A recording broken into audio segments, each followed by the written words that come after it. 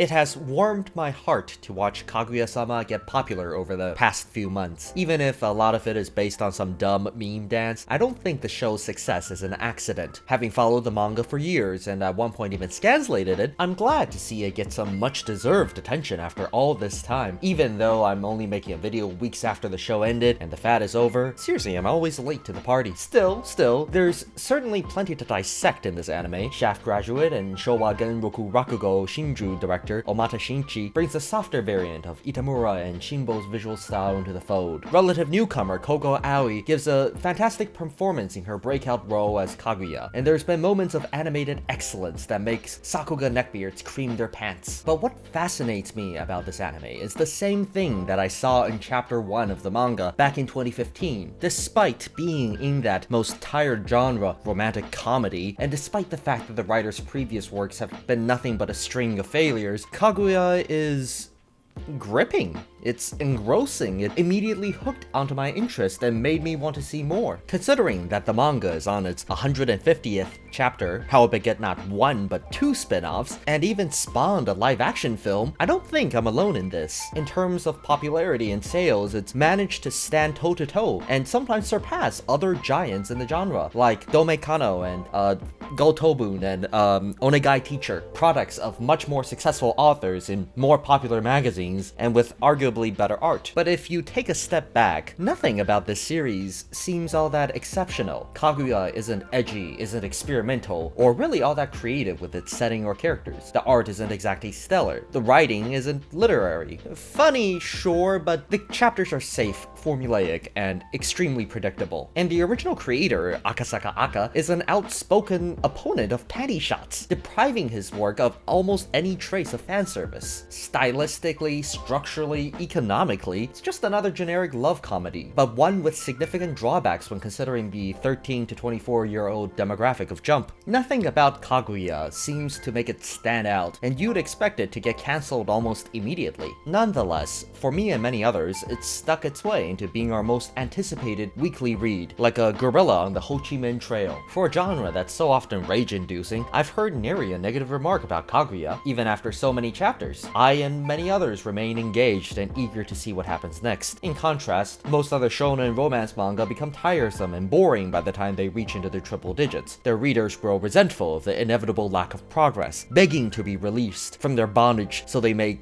finally be free. The world of shonen publishing is a cutthroat one, with new competitors constantly popping up and a constant threat of cancellation dangling overhead. What sets Kaguya apart from this ocean of mediocre rom-coms, despite its reliance on so many of the same tired formulas? To me, the answer lies in its premise, not necessarily in how Kaguya is told, not in how it's drawn, but in the nature of the story itself and the grand strategy of the plot. Most other YouTubers I've seen tend to draw a distinction between concept and execution, but in truth, formulating a sturdy premise is just as skill testing as animation or screenwriting, and in a way, more important than anything else. Unlike most other romance manga, which garner attention based on the ability of its artist to draw cute girls in micro bikinis, with their plot just kind of being made up along the way. From the beginning, Kaguya is written with intent. There's just something about the concept of the story that's immediately evocative. It's like when you see a trailer of some movie come on, and even if the director is unknown or the acting looks hammy, you just fall in love with the idea. A young girl sees her parents transformed by magic and enters the employ of spirits to restore them. A moral crusader finds a notebook of death and uses it to purge the world of crime while having to avoid the law himself. A love story about a boy and a girl with too much pride yet too little courage, each trying to trick the other into confessing. No matter how bad the writing, a strong premise gives you something solid to stand on. No matter how good the writing, a weak premise traps you in a prison of banality. Perhaps a good writer can take a bad premise and turn it around, but a great writer will notice and rewrite that premise before doing anything else. Kaguya grabs your attention from the outset, not because of amazing animation or fantastic voice acting, but because structurally sound setups naturally develop into engaging narratives. And that's something that gets overlooked way too often. Even something, or especially something, as simple as making sure the protagonists have fundamental human needs driving them. Fear, hunger, lust, envy. When your characters are driven by things every man and woman knows themselves, your story has an immediate emotional impact. The hero doesn't have to be an everyman or self-insert to be relatable if they possess needs that every man has. Despite Kaguya's cast being ingenious members of high society, the plot puts all the focus on their petty desires. Shirogane and Kaguya aren't motivated by some lofty idea, or want to make the world a better place. If Shirogane studies for an exam, it's not out of love of learning, it's because he wants to one-up Kaguya. For all the elaborate ruses employees or heroes engage in, their goals are unexpectedly dull. For all the knowledge and education they have, they hold superstitious beliefs and flights of fancy. They may be exceptional, but in the end, these are just emotional kids, and their mundane motivations play out in spectacular ways. This dissonance between appearance and reality is crucial, because the most necessary trait for a premise is irony. Irony is the hook that sticks with audiences. It grabs their attention and makes them wonder how things will turn out. The very conceit of Kaguya is just dripping with irony, from the idea of two tsuneres who are both unwilling to confess, and how their misguided efforts at seduction do nothing more than make both of them miserable. But it goes further than that. Why are the heroes in Kaguya members of the student council, the best among the best? Because geniuses are the ones who need a lesson in humility the most. In fact, this was the exact reason Aka gave in a 2018 interview, stating that he felt it was a natural extension based on the story idea. If you take a closer look, you'll find contradictions built in everywhere, sprinkled throughout characterization. Kaguya is meek and reserved on the outside, but conniving and covetous on the inside. Shirogane is responsible and statesmanly in public, but harbors insecurity and anxiety deep down. There's a disconnect not only between their inner and outer selves, but between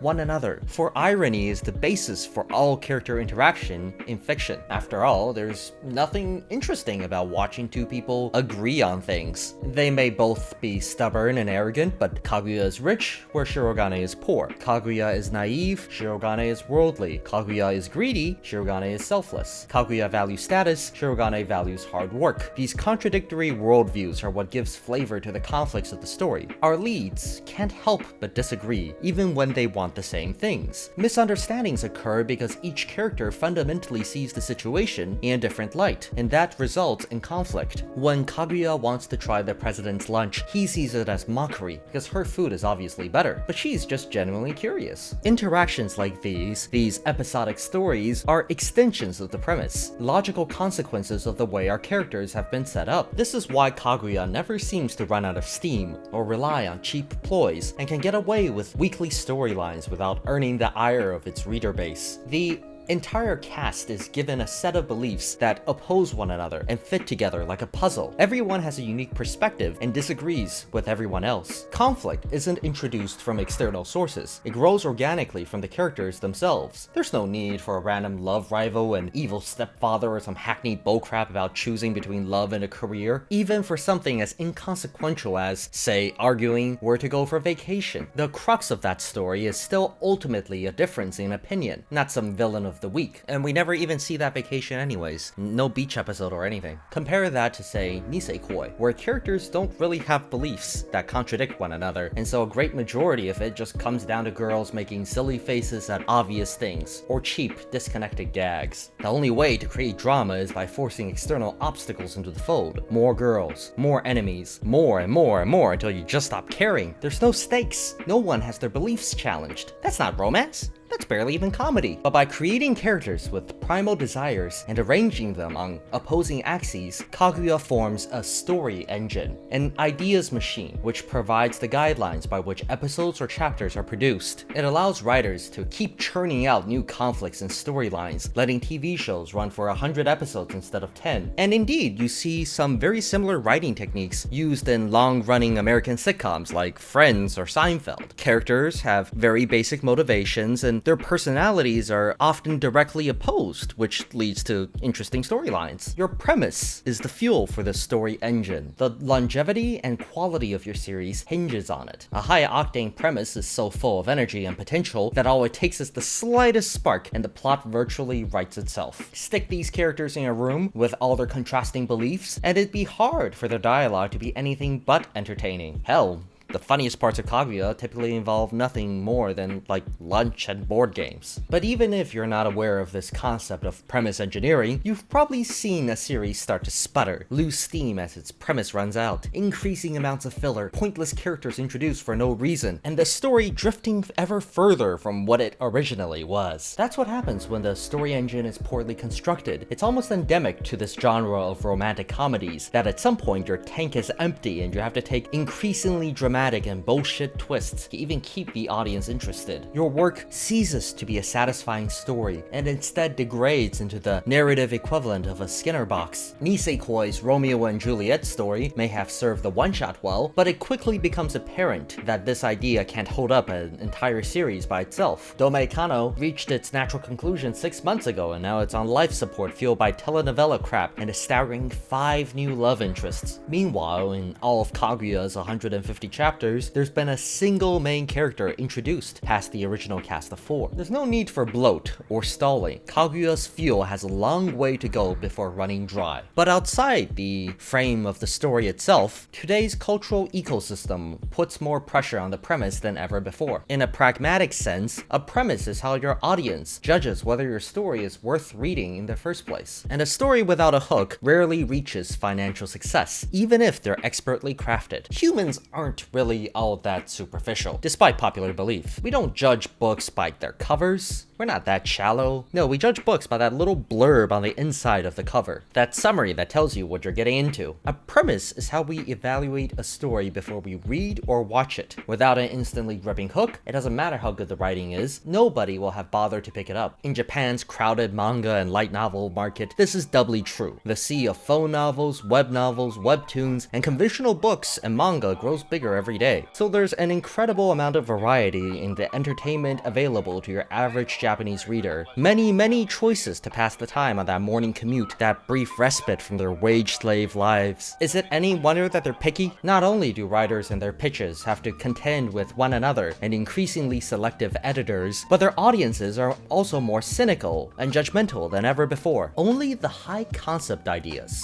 the ideas that come off strong and immediately latch onto the viewer's mind, will survive this gauntlet. Fewer still will find actual financial success. But on cramped bookshelves where thousands of identical volumes lay next to one another, who even has the time to read the summary? It's overwhelming. If you've ever wondered why light novels have those comically long names, it's because writers have realized this problem. And nowadays, they decided to just type the premise into the title field. How my room got turned into a dungeon rest area, this hero's too cautious even though he's OP, I couldn't get a girlfriend so I became a revolutionary comrade, reborn as a vending machine. These aren't titles, they're elevator pitches. Loglines that stir the reader's curiosity enough that they shell out 300 yen before immediately regretting the trash they just bought. Except for the one about the vending machine, that one's actually pretty good. As the market becomes increasingly cluttered and audiences rely on the premise, the best way to stand out is simply to put the premise on the spine of the book. Even Kaguya itself is victim to the trend. Akasaka Aka has stated that his original title for the series was simply IQ, as an intelligence quotient, but also I will Q-meru. Holy crap, that's a brilliant pun! Mind-blowing! But somewhere up the ladder, an editor decided that this title wouldn't stand out to most people, and so he changed it to Kaguya-Sama Wants to Be Confessed To. Patronizingly dull, but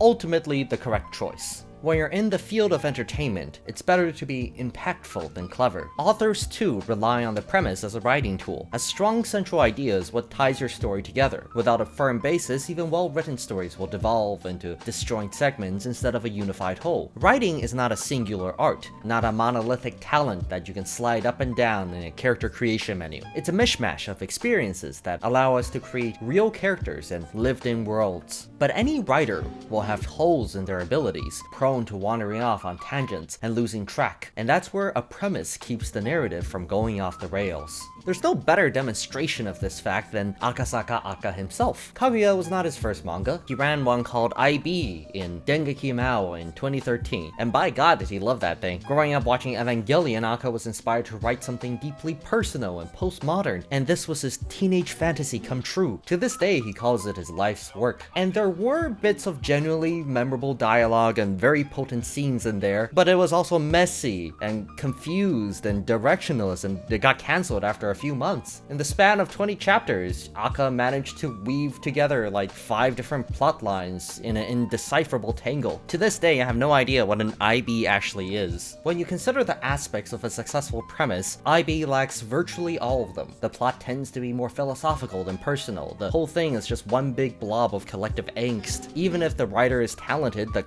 concept of the story was diseased from the start. And seeing the failure of his magnum opus, Aka went back to the drawing board. He came up with something generic this time, something with a structure that can keep the story focused, something that will appeal to the reader base rather than his own tastes, something that will sell. I mean, it has to, otherwise he's broke or back to working at the neighborhood Lawson's. But rather than limiting his creative abilities, if anything, it would seem that Kaguya's reliance on a formulaic plot pattern only bolstered Aka's strengths. The premise acts as a crutch, propping up the author's weakness in storytelling so he can focus on what he's good at, the humor and the dialogue. In the end, star power, franchise recognition, and special effects do little good at the box office if your audience can't connect with the characters. Many factors may have gone into Kaguya's success, but all these things are only possible because of the way the premise so carefully constructs an environment for qualities like that to emerge. In a sense, everything goes back to the beginning, and much of what you love about anime or manga are merely deterministic consequences of the setup. In war and in love, nothing is more important than strategy. The biggest successes in anime and manga are rarely those backed by the artillery of artistic talent or the fearsome infantry of popular voice actors. It's the genius of its plan and premise that lets Kaguya slip past the ever more vigilant defenses of the readers and sneak its way into the hearts of cynics. And hopefully, future authors will look back at Kaguya as an example of how to do things right. If any lesson is to be learned here, it's that whether it's D-Day or V-Day, it's better to rely on the strength of your plan than the strength of your people.